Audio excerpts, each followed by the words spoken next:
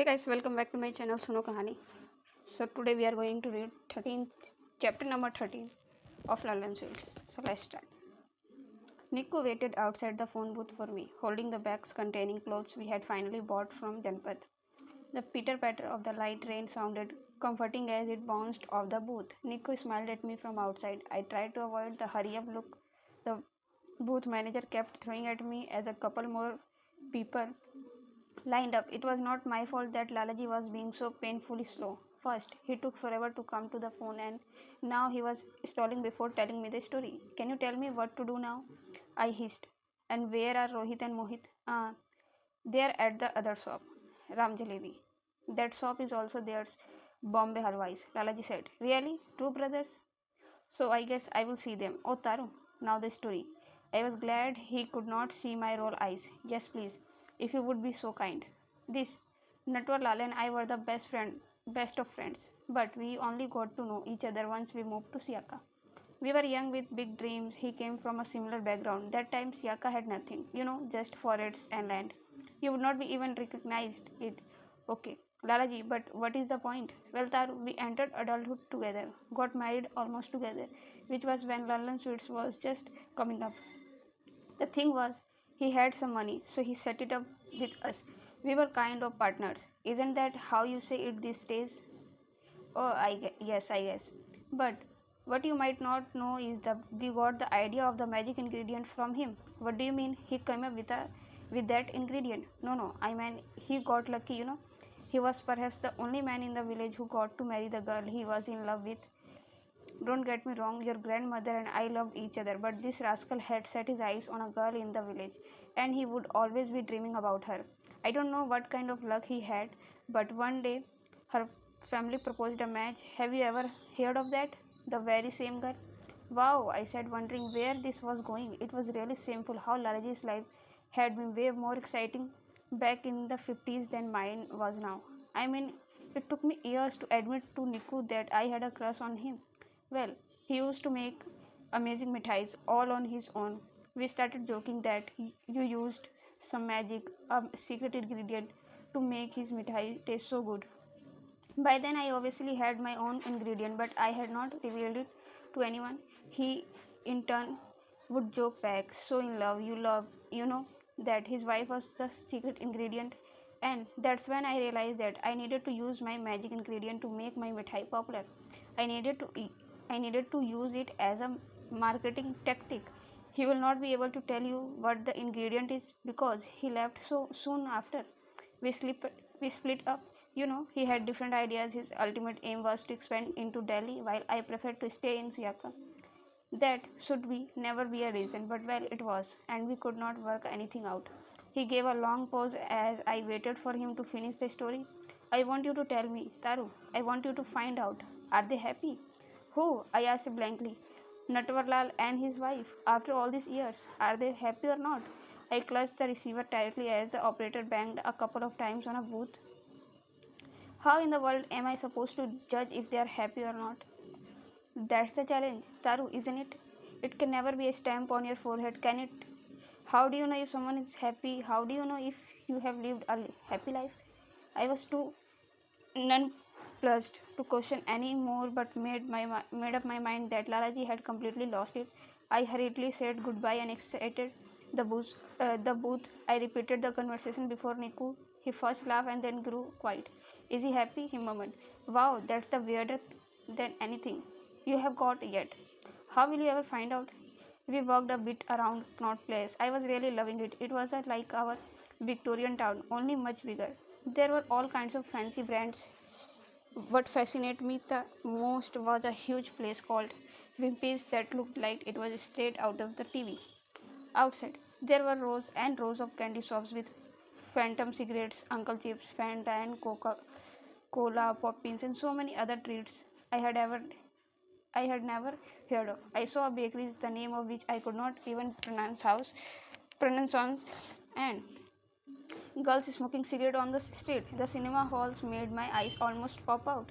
Niku and I held hands so as to not get separated by the crowd. Every few minutes we would look at each other, exchanging stupid grins and taking in the craziness that the capital had to offer. It felt like it was Niku and me against the rest of the world, and we could brave it together. While I was staring at Nirula's from the outside, I caught Niku looking at me and started laughing. I asked him what it was.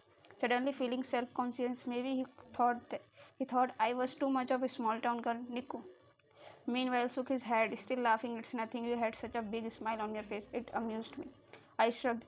Come on, let's treat ourselves. You just got a new job, he said, pulling me inside as I looked around in wonder. There was a huge, colorful menus behind the counter with pictures of burgers, pizza, and french fries on them. On another board were pictures of ice creams and some other kind of foods. I could not identify. Wow, they also have food from France and all. I said to Nico, impressed. He stared at me for a few seconds and then chuckled. What do you want to eat? Maybe the pizza, I said to Nico. I have never had it before. It looks fascinating. He nodded and went to stand in the queue. I followed him. They don't bring it to the table. People all around us were eating burgers wrapped in paper and pizzas looking round and delicious. Ice cream and chocolate topped with some kind of nuts in a big glasses. They slurped on Coke and Fanta in plastic glasses, and I was scandalized to see the prices. Didn't people know they could get it cheaper outside? The red and white theme of the restaurant felt so modern. When our turn came, I waited for Niku to order. It was a little intimidating. Finally, when our food came, Niku sat next to me rather than in front of me. We had little bites of the pizza and Coke. I don't like the onion, I said. Yes, it tastes a bit off on this pizza, Niku said as I picked at it and then bent his head towards me, adding with a wink, Plus, it's not good if you have to kiss someone after. I raised my eyebrows, taking a sip of the coke. Don't act like you have a lot of practices in the department. He laughed and we finished the rest of the food like that, talking more than we eat. I don't want to think too much of all the flirty little things he said since he was always saying stupid stuff like that. But it stayed on my mind right until we went to bed. I asked him to sleep on the bed, but he waved his hand. You are a strong, independent woman. You are going to start earning for the both of us tomorrow. So I want you to have it. You are so stupid, I said, stifling a yawn. Trying a dupatta around my shoulders and waist, with a tiniest hint of sindoor on my forehead, I reached Bombay Halwai before time. I took off my slippers at the back and stood in the counter. If I looked up, I would catch some of the boys working there staring at me, but they would look away immediately. I was more than used to it. When new people walked into Lallan suits, they never expected a girl of 5 feet and few inches to look them squarely in the face and ask them what they wanted. The older man I had met asked me to call him Bauji and took me straight to his desk. His white mustache looked like it had a life of its own. You said you are good at accounting, right? I nodded, and for the next hour, tailed some of his bills and written ones that, of course, he could not show officially. By the end of it, he offered me a cushion next to his chairs, asking for a little table to be set up in front of me. Then he made me check his accounts week by week. He hadn't said it, but I could sense that it was over some suspicion or leak. I checked and cross checked every number of the handwritten bills as he sat over my head, excited to have found an assistant who actually knew math. While his son protested about showing me the bills, Bauji shut him down. She's a silly little girl. I would rather show her my bills than any accountant you bring home. I wanted to point out that the greatest mistake a man could make was to assume someone was just a silly little girl and think she could do nothing, but I let it go. The silly little girl had a job to do.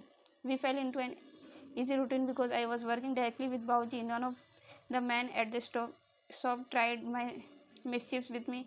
Either that or it was the sindoor. Every hour or so, I would receive my favorite Karachi halwa too much on. The job was also good for keeping my own knives sharp. I didn't want the kids to have a stupid teacher. When I finally went back to Ultimate Mathematics Tuition Center, I found it very mind-boggling. That shop was busy all through the day. As I went through the bills, I realized that such sale could never be achieved in Siaka. The sheer numbers of people who came to Chandni Chowk was far more than our little Victorian Centre had ever seen. Once, when I looked up from the ledger, I saw a brown mala around the neck of one of the customers, identical to the one I had seen Ashram goyards in our town wearing.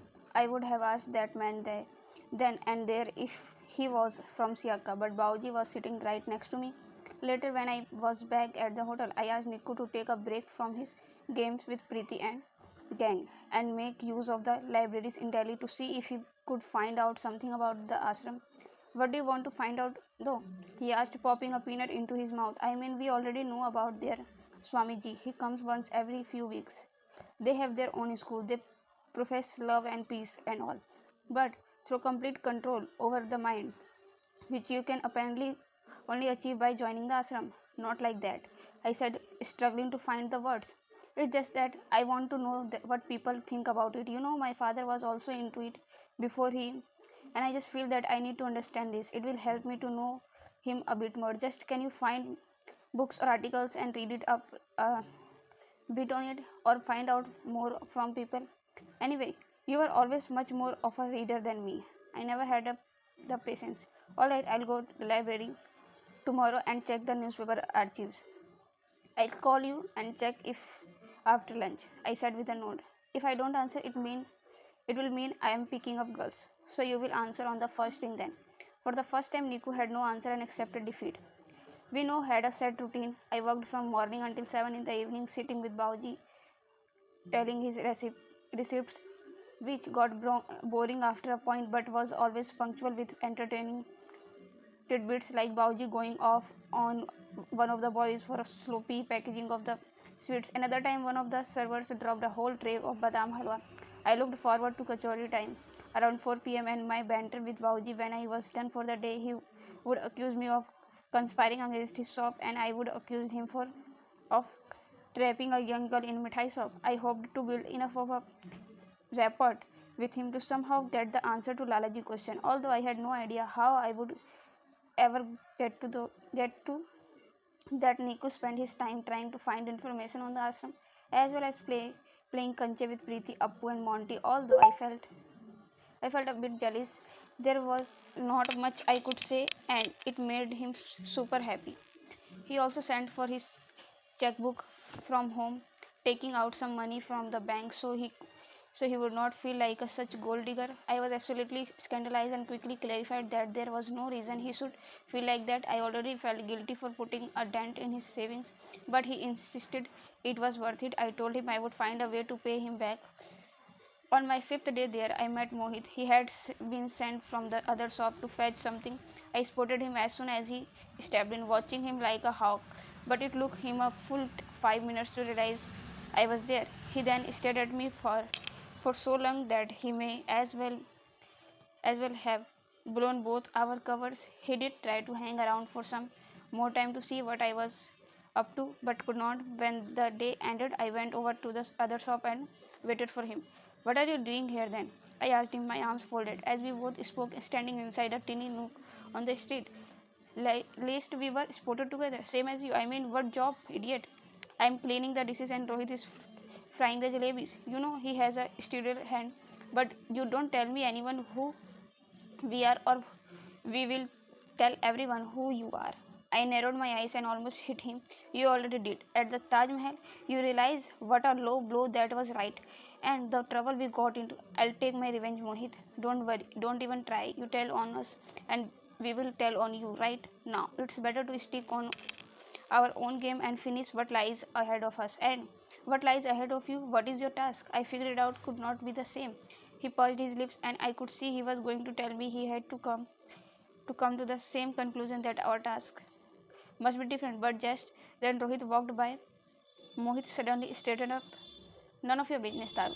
He sneered, and both of them walked away, even as I watched them with narrowed eyes. On my way back to the hotel, all I could think about was how much I hated them. It was always been like that. Their family and them always trying to one up us. They always took for themselves the bigger area in the house, the best of things. Memories of Auntie diving for the best pieces of the chicken for her sons came to my mind and made me angry. Ever since my father had died, they had given us only leftovers, especially when I was younger and didn't know how to fight for better. They made us feel like a burden, like we constantly took and used what we didn't belong to us. While my mother maintained her dignity, it made me angry and competitive. Niku was my escape from all of this. I was thinking of him as I got off the bus at Sri Sri Sani Mandir and began walking towards KK Palace for years. All I had done was to go to Niku's house and forgot about everything. And now I had in him a partner to beat Rohit and Mohit, a partner who was older than them, a boy who close to hang out with me and not them. When Rohit and Mohit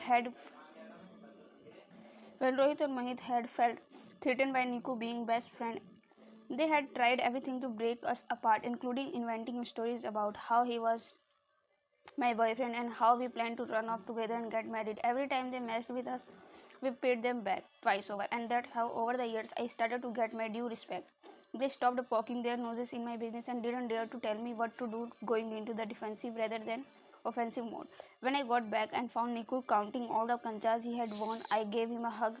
He laughed and patted me awkwardly on the back, making me laugh as well. I then composed myself and told him I had seen Rohit and Mohit. He nodded at everything I said but could not help adding, "But in the end, they are your family, right?